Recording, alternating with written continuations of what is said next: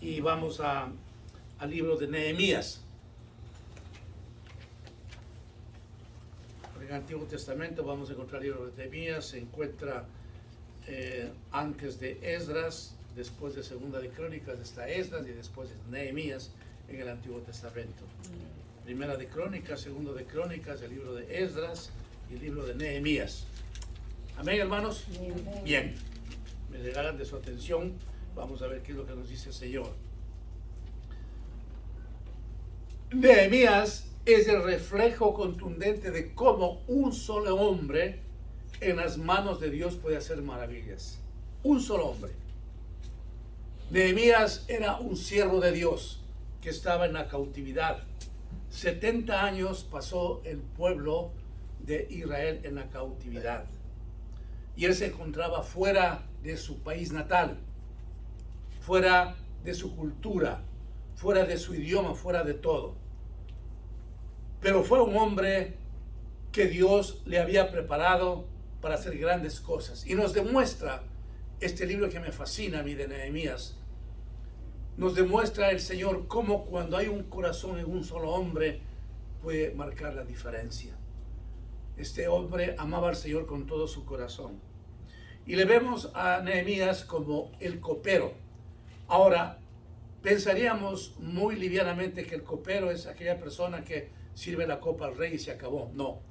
El copero en aquel entonces era un alto magistrado, un oficial de alto rango que estaba en las cortes reales, porque era el que estaba al lado del rey. Él era el que tenía que ver qué bebidas y qué comida se le daba al rey. Por lo consiguiente, él ponía el visto bueno. Y de esta manera él estaba noche y día junto al rey. Como si usted y yo estaríamos en este tiempo en la Casa Blanca junto a Biden.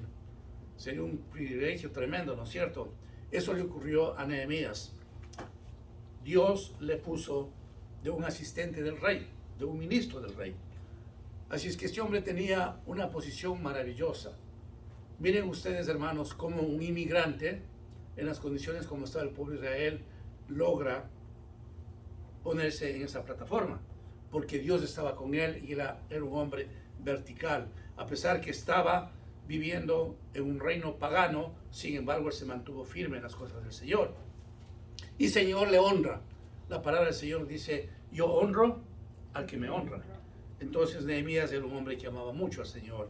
Y en ese tiempo el Señor le pone en una posición formidable. No olvidemos una cosa muy maravillosa, amados hermanos.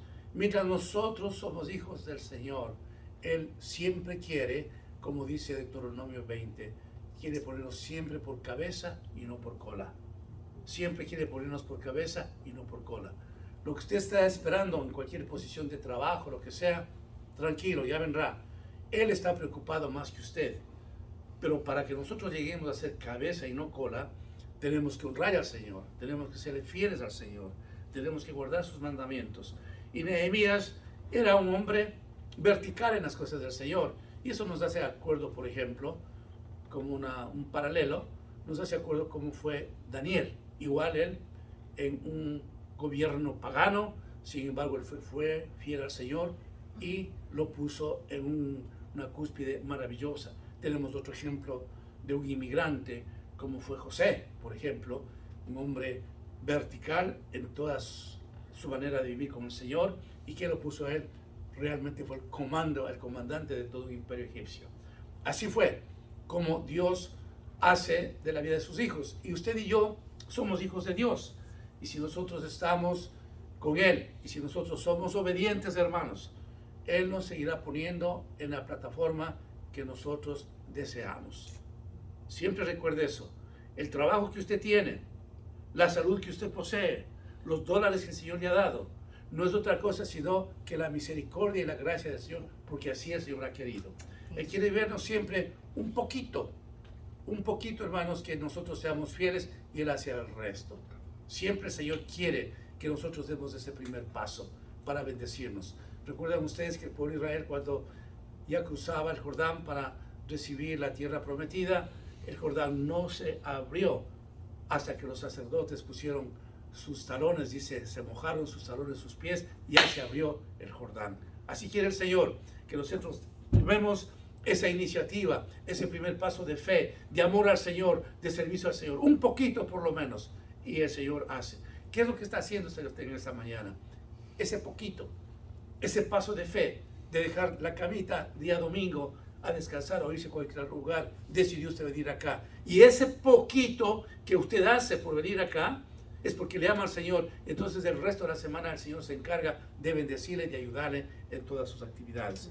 Así que estaré tocando este libro de Nehemías hasta algunas semanas, hasta cuando el Señor me permita, para aprender. Este libro es maravilloso, hermanos. Yo recuerdo claramente que cuando estuve en el seminario, de veras, hermanos, me embebí. Yo tomé este libro como algo maravilloso para mí y escribí una paráfrasis de este libro, porque me encantó la manera como un hombre que estuvo en otro país, en otra cultura, alcanzó tantas cosas maravillosas. Y nosotros también, que somos inmigrantes, hermanos, tenemos que comprender que Dios quiere hacer algo maravilloso con cada uno de nosotros. Amén, hermanos. Bien, entonces vamos a leer lo que dice en el capítulo 1, Nehemías. Dice: palabras de Nehemías, hijo de Acarías. Aconteció en el mes de Quisleo, en el año 20, estando yo en Susa, capital del reino, que vino Anani, uno de mis hermanos, con algunos varones de Judá, y les pregunté por los judíos que habían escapado, que habían quedado de la cautividad, y por Jerusalén.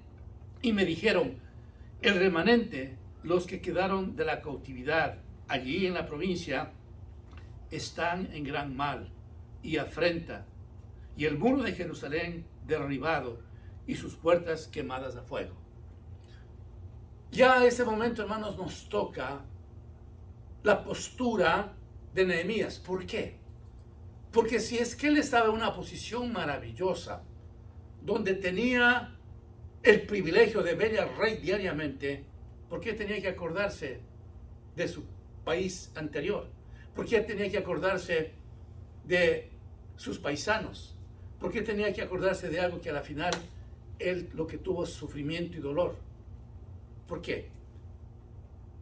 Vemos entonces que el Señor empieza a tocar el corazón de Nehemías, y encontramos aquí, en este versículo que acabo de leer, encontramos un corazón digno de llamarle un corazón generoso, porque despierta en su corazón un interés genuino de saber cómo estaba su pueblo, cómo estaban sus hermanos judíos, qué es lo que había ocurrido. En el tiempo de cautiverio, Nehemías no pudo estar en su país. Él quería saber qué es lo que está ocurriendo, y recibe la mala noticia de que están mal, que los muros de Jerusalén están destruidos.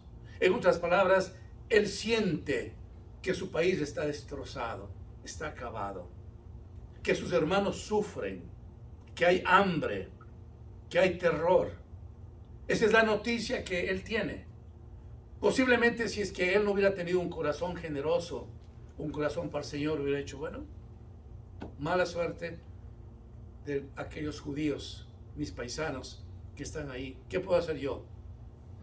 Yo no tengo nada que ofrecerles. No tengo un ejército por delante mío. No tengo una fortuna como para irme allá y darles algo. No puedo hacer nada. Pero no. Él escucha lo que está ocurriendo con su pueblo, lo que está ocurriendo con su cultura, lo que está ocurriendo con sus antecesores, lo que está ocurriendo con las raíces de su vida, su genealogía. ¿Qué es lo que pasa? Y aquí, hermanos, quiero detenerme un momento. Qué bueno que es, hermanos, cuando nosotros podemos acordarnos de nuestros países de alguna manera. Yo felicito realmente cuando sé que algún hermano, y hablo de esta congregación, se ha acordado de su país, y si Dios ha permitido recursos, extender su mano y compartir con aquellas personas, con aquella gente que pertenece a nuestra cultura. De veras que yo me siento muy feliz. Y yo sé, amados hermanos, ustedes, los nacidos en Venezuela, los que están acá, Yo les he visto que hacen ustedes eso. Se acuerdan de sus seres queridos y mandan aunque sea $1 que Dios les dé. Les felicito. ¿Por qué? Porque tienen ustedes ese corazón del Señor. Porque también conozco mucha gente que vino acá, trabajó, escaló peldaños y se olvidó totalmente de su país, de dónde es. Y ni siquiera quiere mencionar nada. Pero cuando yo miro verdaderamente en esta iglesia, vuelvo a subrayar, personas como ustedes que se acuerdan de dónde nacieron, de dónde vinieron, y Dios les ha colocado en una plataforma de trabajo y tienen un par de dólares y se acuerdan de sus semejantes, de sus paisanos, yo quiero decirles que están haciendo una obra maravillosa en el Señor. Síganos haciendo, hermanos. Y una de las cosas, hermanos, que nosotros hemos hecho en esta iglesia es precisamente eso. Vale la pena subrayar solamente un ejemplo en relación a Venezuela. Nosotros enviamos vamos a decirlo, un buen equipaje, una bendición grande cuando mandamos de aquí la batería muy nuevita que teníamos, mandamos a una iglesia. Y cuando a mí me escribió ese pastor, estaba tan agradecido de lo que nosotros habíamos hecho. Y en fin, cuando se ha podido, esta iglesia ha podido extender su mano y dar. ¿Por qué? Porque Venezuela es Ecuador, Ecuador es Puerto Rico, y nosotros somos latinos que tenemos un mismo corazón porque somos hermanos en Cristo, hermanos. Porque nos hemos identificado como hermanos en Cristo. Y entonces nuestros corazones están siempre agitados, comprometidos con las cosas de nuestros pueblos, de nuestros países. Y si es que diariamente por una u otra razón no podemos extender nuestras manos en las finanzas para dar dinero, yo sé que todos estamos orando por nuestros países que tanta falta les hace. Nosotros estamos viviendo en un mundo diferente, hermanos, de lo que ocurre en Ecuador, en Venezuela, en Puerto Rico, en Centroamérica y en todos los países de Latinoamérica, hermanos. Es diferente. Cuando yo el otro día leía de Argentina que tiene una inflación del 90%, de veras que me quedé aterrado, que no hay trabajo. Personas que fueron de otros países a buscar un trabajo tienen que salir urgente por la situación que están. Pero nosotros hemos sido bendecidos y Dios nos ha permitido tener un techo, tener un trabajo, tener un par de dólares en nuestros bolsillos. Amén, hermanos. Amén. Entonces es importante para nosotros comprender esta enseñanza de que como una sola persona fue capaz de cambiar todo. Así que cuando usted tenga los recursos, lo que hay, esté siempre atento. ¿Qué está pasando en mi país? Cuéntame, ¿qué es lo que hay? ¿Qué es lo que ocurre? Yo siempre entro a mirar los periódicos, a leer del país donde yo nací. Y veo la situación, muchas de esas cosas no le converso a mi esposa, y yo veo lo que está ocurriendo en el crimen, en la necesidad, etc. ¿Qué hago yo? Es orar. Y obviamente yo oro por Venezuela porque ustedes son de Venezuela, ustedes algunas familias de acá, y son mis hermanos en Cristo. Entonces nosotros podemos estar conectados con las necesidades de los pueblos y poner en presencia del Señor lo que se está necesitando, lo que nuestros hermanos en otros países requieren, hermanos, porque lo que se está viviendo en Latinoamérica no es nada fácil. Ustedes lo saben muy bien. Yo no veo en Latinoamérica, hermanos, que están teniendo los pueblos una vida fácil. Es tremendo lo que cada país está pasando. Nosotros estamos viviendo en otro mundo, en otra cultura. No nos olvidemos jamás dónde nacimos, de dónde venimos, hermanos. Nunca. Identifiquémonos ante la presencia del Señor como hijos de Dios que estamos con un corazón sensible frente a las necesidades de los pueblos de nuestros países. Nehemías quiere escuchar qué pasa con mi pueblo, qué pasa con mis hermanos judíos, qué hay. Quiero olvidarme un poquito del estatus grande que Dios me ha dado. Quiero olvidarme de que yo soy un ministro del rey. Quiero olvidarme de que yo tengo esa conexión con Él y saber exactamente qué es lo que está pasando. Cuando escucha Nehemías la situación adversa en que está ocurriendo, pasando su pueblo, en el versículo 4 dice: cuando oí estas palabras, me senté, y que dice, y lloré, e hice duelo por algunos días, y ayuné, lloré delante del Dios de los cielos. Miren ustedes, hermanos, en un solo versículo, la postura de Nehemías. Dice, lloré. Eso nos lleva por ejemplo, a Romanos 12:15, cuando dice el apóstol San Pablo, yo lloro con los que lloran, yo lloro con los que lloran. Como también el apóstol San Pablo sentía de su iglesia cuando había lloro, cuando había clamor. Dice que Nehemías entonces hace una pausa en su quehacer y llora. Dice que hace duelo. ¿Qué es el duelo? El duelo es una expresión de angustia, de dolor, porque alguien ha muerto, ha fallecido. Hay lágrimas. El corazón de uno está agitado. Dice, estoy de duelo. No está en una fiesta, no está contento, estoy de duelo. Y el duelo demuestra sufrimiento que va hasta lo más profundo del corazón. Hay dolor. Por eso una persona está en duelo, porque ha perdido quizás un ser querido de primer nivel. Así le pasó a Nehemías, que entra en duelo. Dice, y por algunos días, y complementa la postura de él, dice, ayuné. Entró en ayuna, dice, y oré. Miren ustedes, hermanos, en primer lugar, escucha lo que está ocurriendo con su pueblo. En segundo lugar, sensibiliza su corazón.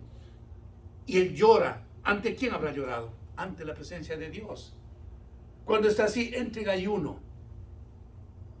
Él entra en ayuno. ¿Para qué? Para buscar de Dios. Amados hermanos, cuando usted está en alguna situación difícil, adversa, o quiere algo alcanzar en su vida, entre en oración, entre en ayuno, para que Dios le escuche lo que usted anhela. Nehemías era un hombre sensible a las cosas de Dios. Señor, yo me quebranto ante ti. Yo lloro por lo que está pasando con mi pueblo. ¿Cómo estaría el corazón de Nehemías? Yo me pregunto en este momento, hermanos, y preguntémonos todos nosotros, ¿cómo estaría el corazón compungido de Nehemías que empieza a llorar?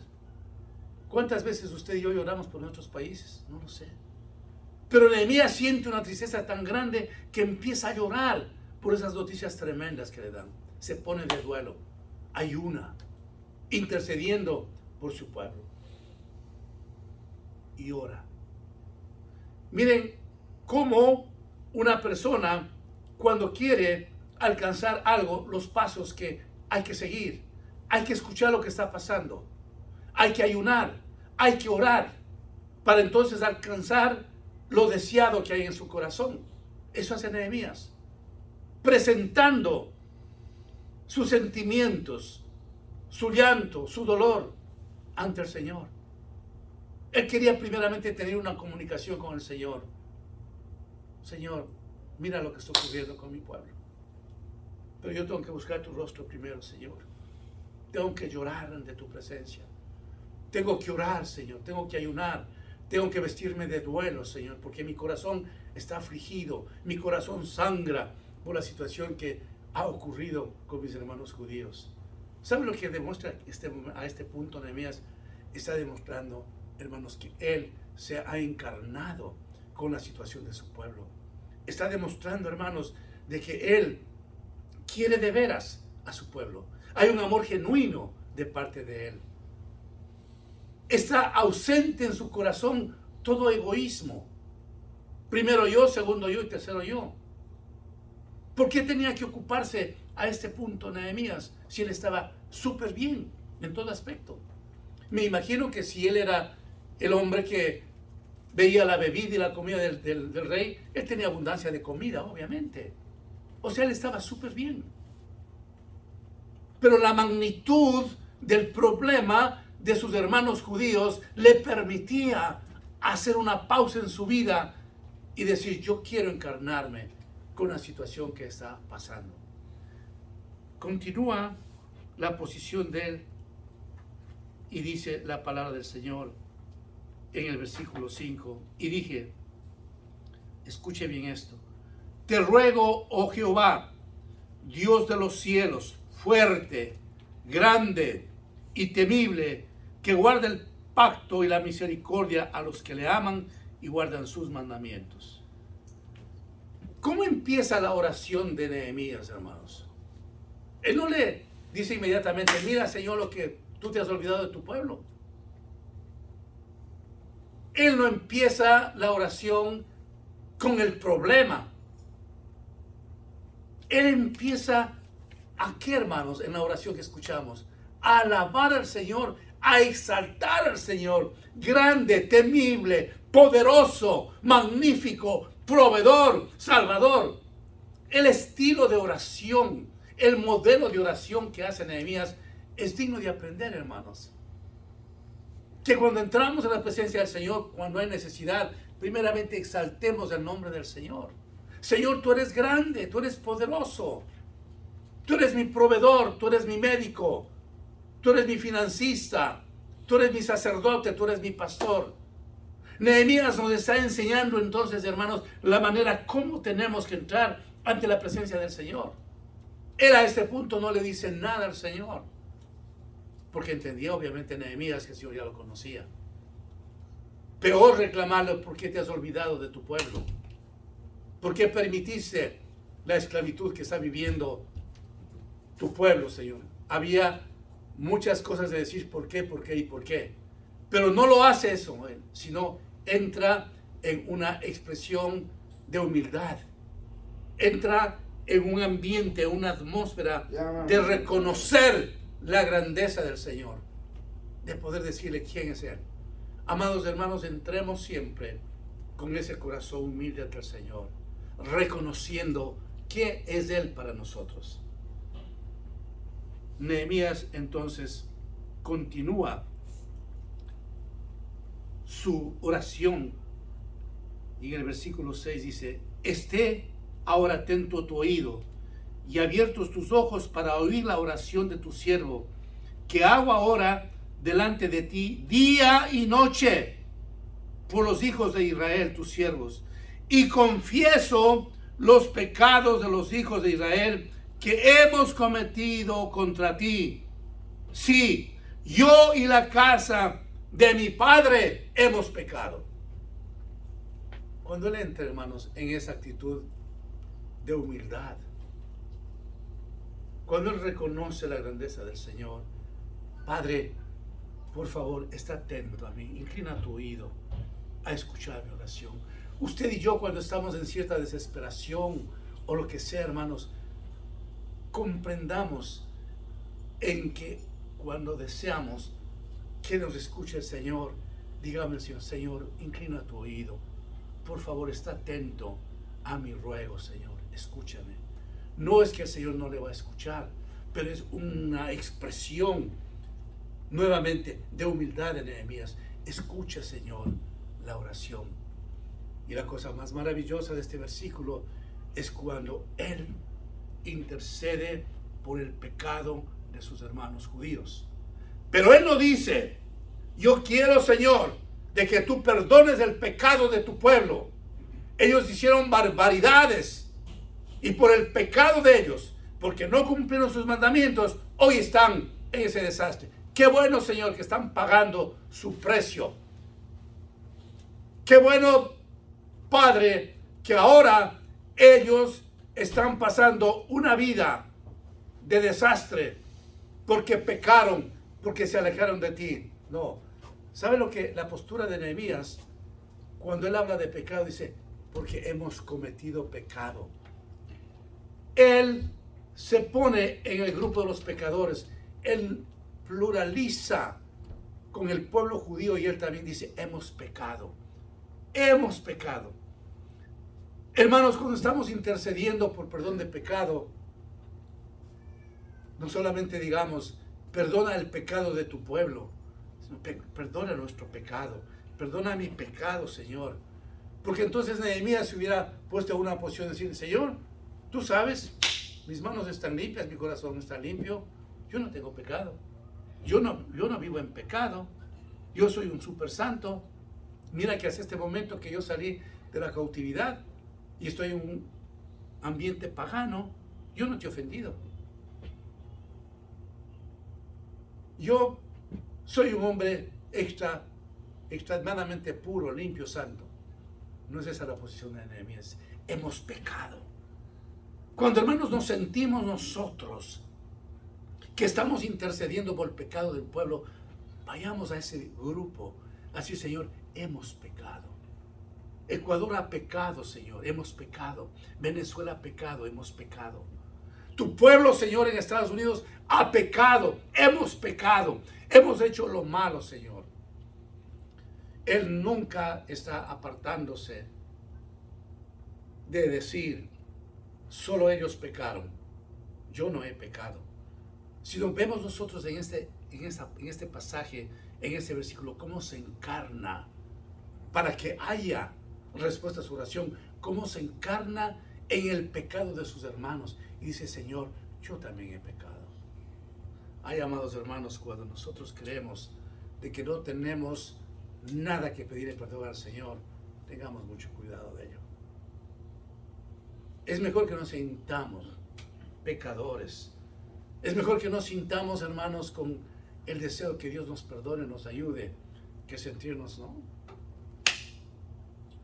Yo soy súper santo. Estamos diciendo al Señor,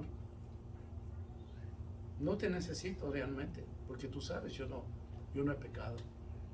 Tenemos que sentirnos, hermanos, siempre con una humildad grande ante la presencia del Señor, para que Él en su misericordia nos vea. Estamos intercediendo por el pecado de nuestras familias, cierto, pero nosotros también pasemos de ese grupo. Señor, yo te he fallado. Recuerden algo importante en esta mañana, hermanos. Consciente o inconscientemente, todos los días le ofendemos al Señor. Un mal pensamiento, ¿es pecado eso? Claro que sí. Una mala actitud, ¿es pecado? Claro que sí. O sea, diariamente nosotros estamos ofendiendo al Señor. La gran diferencia está en que usted y yo, como tenemos el Espíritu Santo, enseguida el Espíritu Santo nos redarguye. Me dice, hey Marco, mira lo que dijiste. Hey, mira tu actitud. Entonces, el Espíritu Santo nos trae a convicción de pecado para poder decir al Señor, perdóname. Pero si todos los días nosotros creemos que estamos súper santos, que no necesitamos el perdón de Dios, cuidado, hermanos. Siempre reconozcamos que necesitamos diariamente que perdone nuestros pecados. Yo por lo menos cuando oro le digo, Señor, antes de nada, antes de querer interceder por pecado de nadie, sin que yo conozca, Señor, perdona mi pecado. Todos los días, hermanos. Y yo sé que Dios no se molesta por eso. Pero no nos podemos sentirnos, hermanos, en una postura, en una posición. Yo vivo sin pecado y solamente quiero interceder porque yo sé que ese grupo, yo sé que es un grupo de pecado. No. Nehemías sintió la necesidad de involucrarse en la oración y en el llamado a Dios como también un hombre pecador. Y continúa diciendo, en extremo nos hemos corrompido contra ti y no hemos guardado los mandamientos, estatutos y preceptos que diste a Moisés tu siervo. Acuérdate ahora de la palabra que diste a Moisés tu siervo, diciendo, si vosotros pecares, yo os dispersaré de los pueblos, por los pueblos. Hermanos, está diciendo Nehemías que se ha corrompido. Es una palabra bastante seria, ¿no es cierto?, en el lenguaje español. Nos hemos corrompido. O sea, estamos inmundos, llenos de pecado. Y escúcheme bien esto, hermanos. Seamos sinceros cuando nosotros confesamos pecado. El Señor no se molesta, el Señor no se asusta de su pecado del mío. Pero hay que decir las cosas como soy. No podemos decir, Señor, si es que he pecado, si es que tú encuentras un pecadito por ahí, ten la bondad de perdonarme. Mira lo vertical, Señor, perdóname porque soy un pecador. Señor, perdóname porque te he fallado. Y nosotros podemos decir al Señor exactamente cuál es nuestro pecado. Nehemías tiene una posición bastante vertical, bastante fuerte. Hemos vivido una vida corrupta, hemos sido corrompidos. ¿Qué significa? Hemos hecho todo lo que hemos querido. Hemos hecho todo lo que nosotros hemos querido y somos unos miserables pecadores. Cuando entramos a la presencia del Señor a pedirle perdón de nuestros pecados, no tengamos ninguna reserva. Señor, este es mi pecado. De una forma frontal. Usted está en la confesión de pecado. Usted y el Señor, nadie está oyéndole a usted. Y lo importante y lo maravilloso es comprender de que no va a avisar a nadie nada. R.C. Sproul,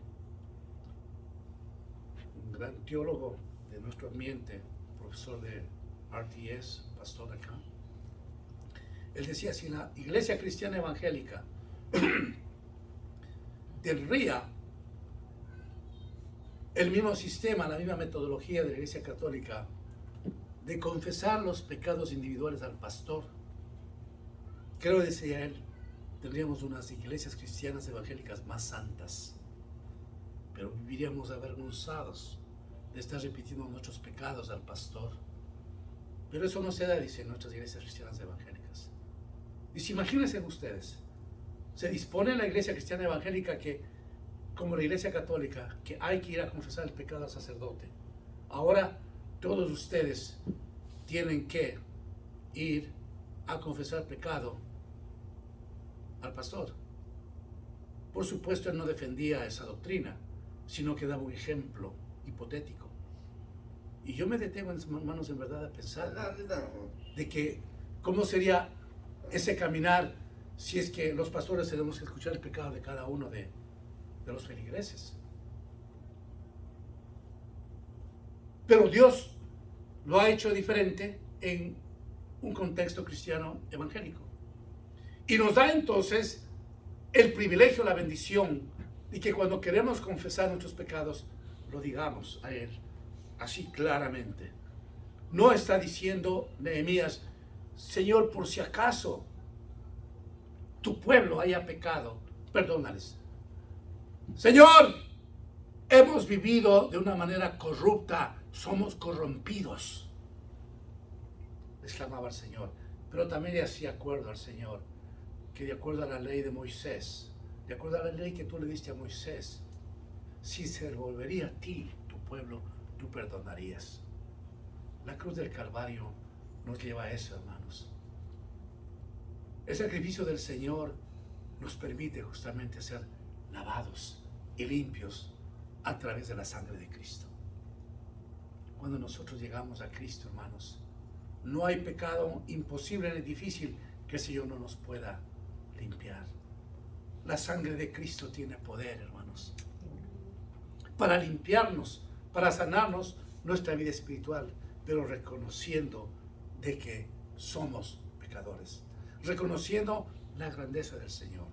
Nehemías hace referencia de que en su ley estaba escrito eso, que si no había obediencia iban a pagar un precio muy alto por la desobediencia, por el pecado, pero que también si había arrepentimiento Dios iba a perdonarles. ¿Por qué, hermanos? Porque tenemos un Dios de amor, tenemos un Dios de perdón, tenemos ese Dios de misericordia grande. Esta mañana ya mencionó la pastora, misericordia significa compasión. Él nos tiene mucha compasión, hermanos, y está dispuesto a escucharnos cualquier situación. Por eso tenía la seguridad Nehemías de lo que había mencionado el Señor.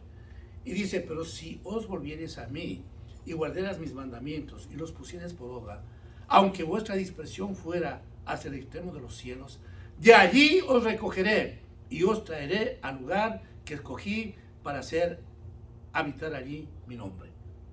De cualquier lugar que nosotros estemos enredados en el pecado, enlodados en el pecado, de ahí te recojo, de ahí te rescato, porque yo soy ¿qué?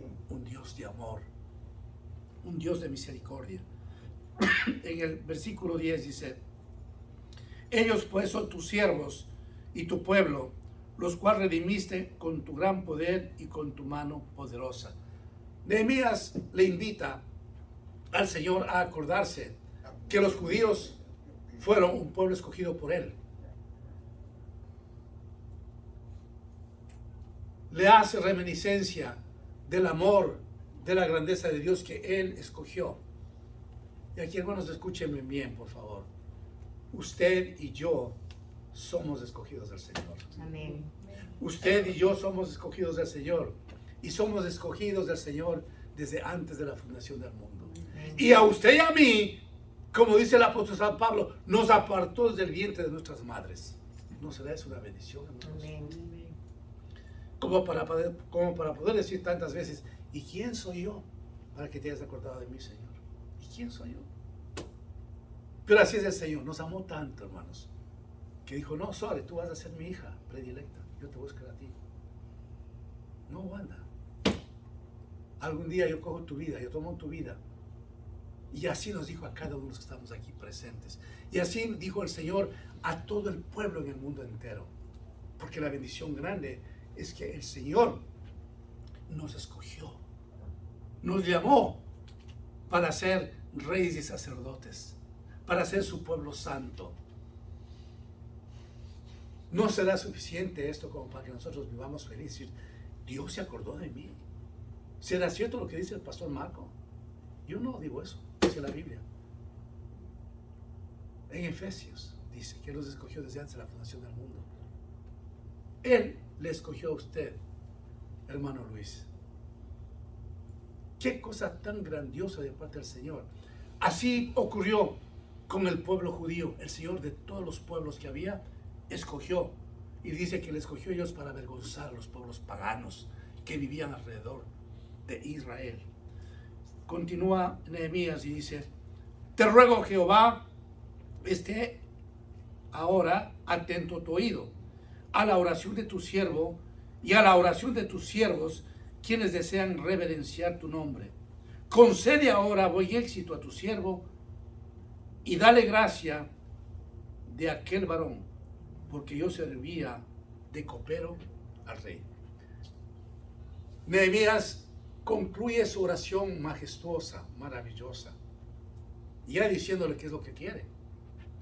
Él no hace a la inversa como muchas veces hacemos nosotros. Señor, tú sabes lo que estoy viviendo, necesito esto, bum, bum, bum, bum, bum. No, Él concluye su oración después de que ve el corazón contrito, humillado. Recién a este punto, al terminar la oración, le dice al Señor lo que Él necesita. Dejemos, hermanos, que en nuestra oración, ya cuando vamos a concluir nuestra oración, le contemos al Señor lo que deseamos. No hagamos nunca al revés. No empecemos pidiéndole al Señor, sino cuando el Señor ya vea esa oración compungida, humilde, sincera, agradable, podamos entonces decir, Señor, esto necesito, por favor. Esto yo quiero, Señor. Va a ver usted, amada hermana, amado hermano, cómo el Señor nos contesta la forma como hemos orado. Seguiremos entonces con este estudio las próximas semanas. Por hoy, inclinemos nuestros rostros, por favor. Oremos. Padre bendito, te adoramos, te bendecimos, te damos gracias, Señor, por la vida que nos has dado, Señor, porque tú eres el único que levantas a tus hijos, Señor, y escoges, Padre, para honrarte, para glorificarte, Señor. Levanto mis brazos en este día, Señor. Mis manos están ante tu presencia para suplicarte en el nombre de Jesucristo, Señor, que perdones nuestro pecado, Señor, que nos laves con tu sangre preciosa y nos hagas aceptos en este momento, Señor, para que nos bendigas en esta semana que necesitamos que se abran muchas puertas en nuestras vidas. Todo esto te lo pedimos en el nombre de Jesús. Amén.